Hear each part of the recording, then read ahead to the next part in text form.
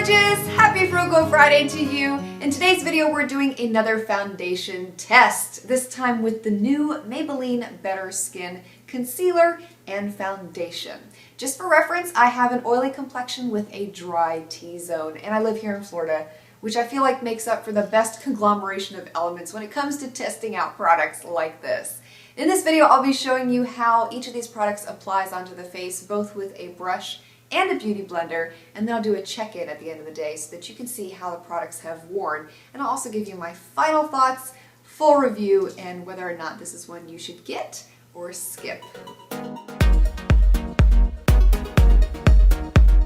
So typically when I do these tests, the only thing I have on my skin before applying the products is usually my moisturizer with an SPF in it and then my color correctors. Today I applied the green color corrector because I have a little bit of redness going on, but I don't have anything underneath my eyes. So that is all me. And I did it that way because I specifically want to see if the concealer will help to disguise my purple under eye circles. So today I'm using both Better Skin products. The concealer is in the shade Ivory 10 and the foundation is in the shade Porcelain 10. Let's hope they are accurate, because in the past Maybelline products have oxidized on me terribly or they're not a color match at all. Alright, concealer comes with a doe foot applicator. I'll apply a little bit of that here underneath the eye. And same thing as I've done in my previous foundation tests, I'm going to use a brush on this side and a beauty blender on this side, since it does make a difference, as you saw in the hard candy test. The one where I forgot that I had applied it with a brush and then a beauty blender. Yeah. So on this side I will use the e.l.f. concealer brush and start to blend that in. Looks to be a color match so far. And let's see. It's doing a pretty good job at covering up those under eye circles. Not bad. Okay. Beauty blender on this side. This is damp. This is the Real Techniques beauty blending sponge.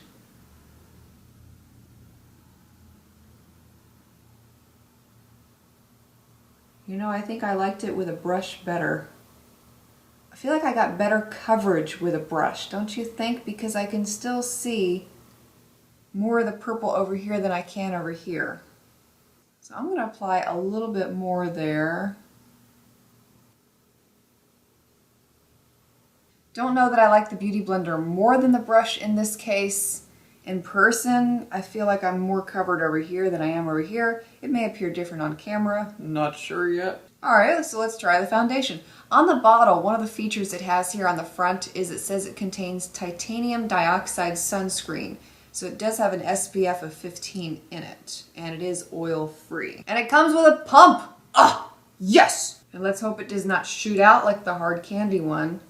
Woo, okay. I was all prepared for it. Not runny at all, very creamy. That is how a foundation should look. Oh, and by the way, many of you had said to go back and shake the hard candy foundation and the concealer and really mix them together because they can separate. Yeah, I tried that after I made that video and they were still really, really runny. So I think I just got a really bad batch with that one.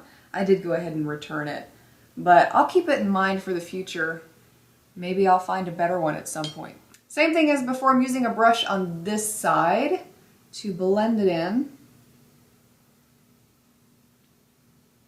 So far, it looks like it's a color match, which is a good sign. I like seeing that.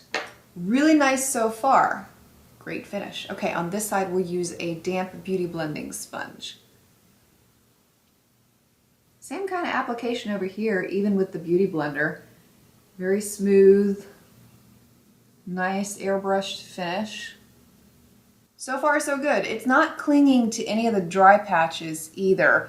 I'm usually dry right down the center of my face. I get those little dry pieces of skin. I don't see it really showing in that area. I am going to set it with the Rimmel Stay Matte powder, and I'm using a big fluffy brush from Icing.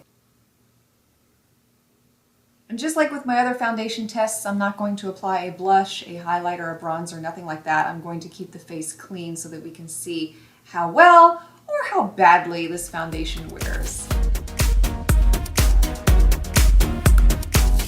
Okay, foundation and concealer have worn pretty well throughout the day. I feel like they have oxidized though, not the concealer so much as the foundation. I'm hoping it will come across on camera because everything else seems to, so hopefully this does too. But I feel like my face is a different color than my neck. Can you see that? Not good. Unfortunately, that's always been my complaint with Maybelline products. As far as the shininess, it's not as bad as I would have expected it to be, especially for a drugstore foundation, because normal drugstore foundations tend to break down on me about 5 or 6 hours in. This is about the 7-hour mark when I started getting the shininess, and we do have 80% humidity today, so it was a great day to be testing foundation. One thing I do want to note for you also is that on the side that I applied the concealer with the Beauty Blender, it looks kind of cakey and not so smooth anymore over here. But on the side that I applied the concealer with the brush, it still looks just as good as when I applied it. So let me zoom in here a little bit so you can see what I'm talking about, hopefully. So if I were going to be using this concealer in the future, I would honestly apply it with the brush instead of the Beauty Blender. Now it could have something to do with the fact that I did apply 2 layers on this eye instead of 1 layer that I applied on this eye. Not really sure, but I did want to mention it because it's quite a noticeable difference between the two. I do want to mention too that for wearing this for the 8 hours that I have so far, to only have shine right here and not so much here or here is really remarkable, because normally by this time I would have shine everywhere.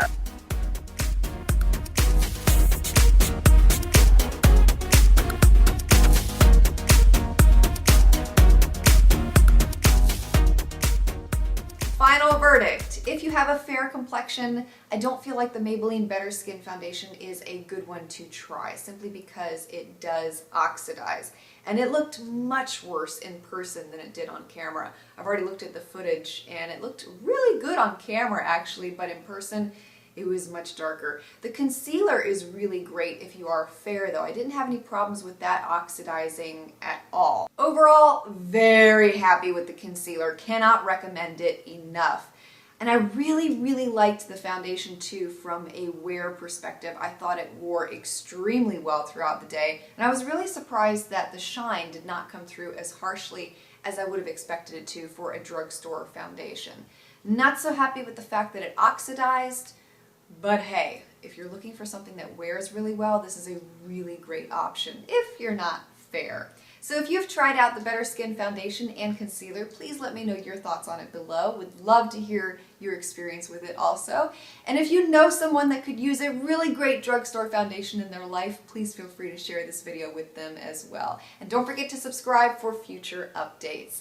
Thanks so much for watching. I hope you have a wonderful weekend. I'll see you again next week.